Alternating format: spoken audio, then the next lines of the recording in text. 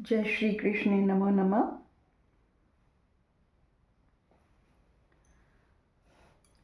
कृष्ण दर्शन शास्त्र का चैप्टर 68 लेकर उपस्थित हुई हूँ और इसका शीर्षक वही है निष्काम कर्म, जो हम पिछले वीडियो के कंटिन्यूएशन में बोल रहे हैं।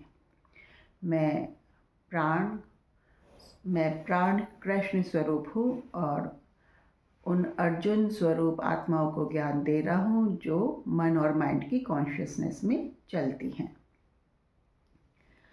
तो मैं कृष्ण निष्काम कर्म के बारे में बता रहा था। निष्काम कर्म मतलब यही नहीं कि फल की चिंता ना करो और कर्म करते रहो, यही मतलब नहीं है। इसका मतलब ये है कि जो भी कर्म करो उसको अपने प्रभु को, अपने इष्ट को समर्पित करते चलो। इसका अर्थ ये है, क्योंकि अपने प्रभु और अपने इष्ट को समर्पित करते रहने से आप कर्म बंधनों से मुक्त होते हैं और आपके इष्ट पर निर्भर करने लगता है कि वो आपके किए हुए कर्म का कुछ फल देना चाहते हैं या नहीं।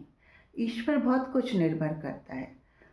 इष्ट पर ये निर्भर करता है कि अगर आपने कुछ अच्छा कर्म किया है तो इष्ट अपनी तरफ से कृपा बरसाता हुआ फल आपको देता है, और अगर आपने कोई ऐसा कर्म कर दिया है तो इष्ट आपको उसके बुरे परिणाम से बचाता है।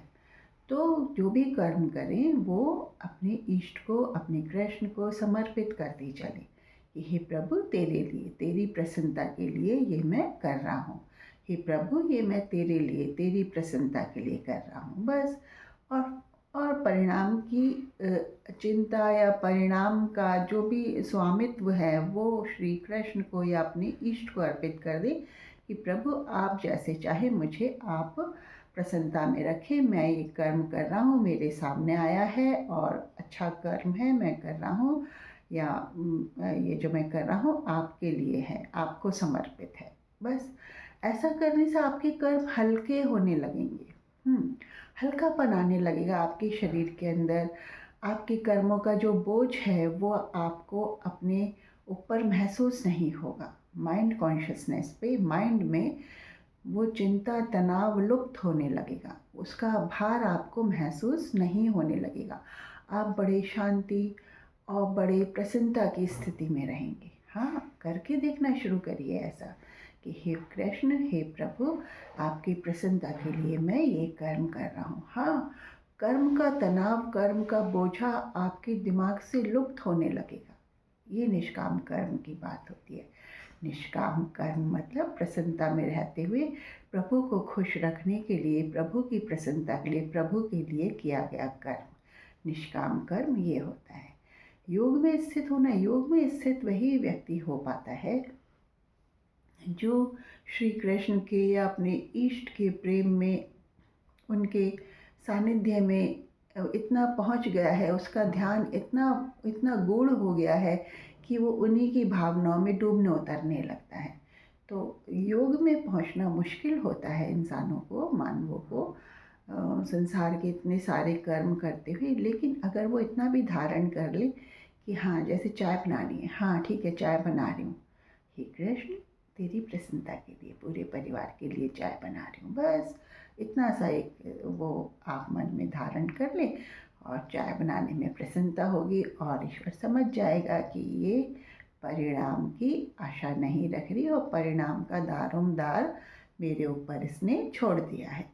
ऐसे कुछ भी कर्म करते हुए, कोई इंटरव्यू देने जाना है, हे कृष्ण तेरी प्रसन्नता के लिए, हाँ तू जैसा चाहेगा वैसे, तू जैसा चाहेगा वैसे, बस ऐसे एक अपने अंदर धारणा धारण कर ले कि जो भी कर्म कर रही हूँ या जो भी कर्म कर रहा हूँ, हे कृष्ण तेरी प्रसन्नता के लिए, हे कृष्ण तेरी प्रसन्नता के लिए। तो कृष्ण को प्रसन्न रखिए।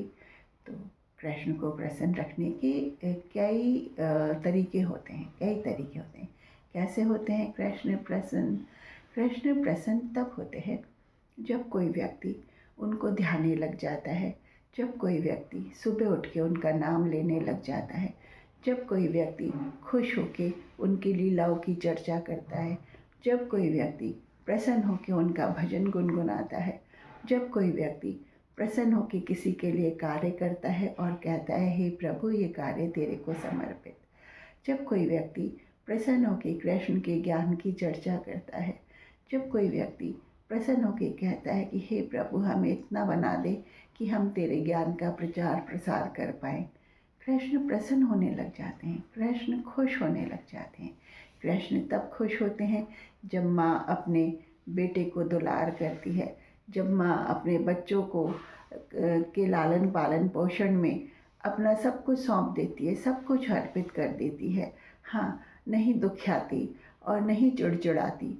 ऐसी माँओं से भगवान बहुत खुश होते हैं, जो अपने बालकों के लालन पालन में अपना तन मन धन अर्पित कर देती हैं। हाँ, बालक भी तो कृष्ण स्वरूप ही होते हैं, और जो माएँ तन मन धन से अपने बच्चों का लालन पालन करती हैं, वो यशोदा मैया से कम थोड़ी है। भगवान उनको बहुत खुश रखते हैं, बहुत प्रसन्नता पाते हैं भगवान उनसे। बस भगवान ये कहते हैं कि अगर 2 बालक हो जाए और ग्रस्त जीवन आप जी चुके हैं, तो फिर संयम धारण करने लग जाएं। संयम भगवान को बहुत प्यारा होता है। कृष्ण भगवान को या सभी भगवानों को अगर आप संयमित रहने होते हैं, तो प्राण अपार ऊर्जा से भर जाता है, प्राण अपार ऊर्जा से भर जाता है, और वो ऊर्जा आपके कर्मों में, आपके मस्तिष्क में आपको दिखाई देती है। वो ऊर्जा आपके कर्मों में आपको दिखाई देती है। आपका शरीर हल्का होके एक्टिव बन जाता है, और बड़े आसानी से आप कर्म करने लग जाते हैं।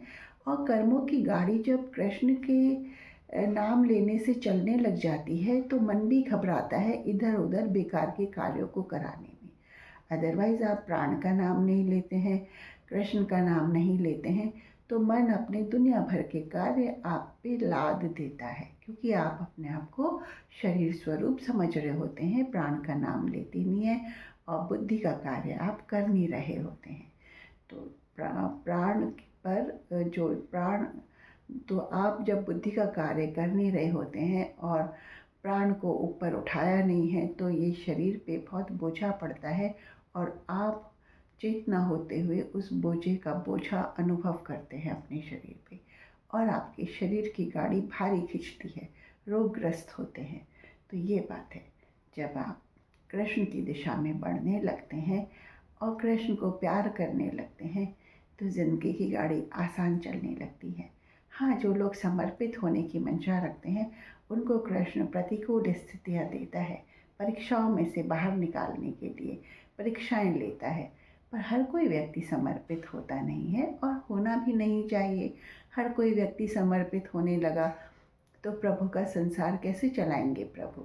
प्रभु का संसार तो मन और माइंड कॉन्शियसनेस वाले व्यक्तियों से ही तो चलता है, उससे ही तो बाज़ार सस्ता है, उससे ही तो संसार इतना रंग बिरंगा और इतना प्रसन्नता में और भरा भरा, और लगता है कि हाँ, ये संसार है, ये वर्ल्ड है।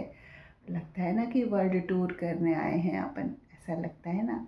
उन आत्माओं को ज़्यादा लगता है जो अपने आप को पहचानने लगती हैं, जो जानने लगती हैं कि हाँ, हम तो वर्ल्ड टूर पर आए हैं, देख लेते हैं, फिर कब आना हो पता नहीं। तो उन्हीं आत्माओं में से एक आत्मा मैं हूँ। ये मेरा आखिरी जन्म है, और जो प्रभु मुझसे जो कर्म करा रहा है, मैं कर रही हूँ। आप ये माने या ये माने कि ये जो मेरा शरीर है, कृष्ण भगवान के लिए निमित्त स्वरूप है। आखिरी जन्म का आनंद ले रही हूँ, प्रभु की बातों का प्रसार प्रचार कर रही हूँ, और कर कौन रहा है मेरे में? श्री कृष्ण ही कर रहे हैं, ये जाने आप। जय श्री राधे।